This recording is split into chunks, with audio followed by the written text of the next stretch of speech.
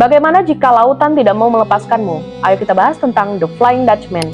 Pada abad ke-17, Kapten Bernard Fogg atau dikenal sebagai Van der Decken memimpin kapal dari Belanda ke Jawa. Kecepatan kapalnya sangat luar biasa, sampai orang-orang curiga ia dibantu oleh kekuatan iblis. Saat badai menggila di Tanjung Harapan, kapalnya hampir karam. Awak kapal memohon berhenti, tapi kapten malah bersumpah akan terus menembus badai atau dikutuk selamanya. Sumpah itu pun langsung dikabulkan. Kapalnya hancur, namun mereka tak pernah benar-benar tenggelam. Mereka berlayar tanpa akhir, sebagai hantu lautan sampai kiamat tiba. Bahkan, pelaut terkenal seperti Raja George V mengklaim pernah melihat The Flying Dutchman. Apa yang kamu lakukan kalau kamu melihat kapal ini dari dalam kabut?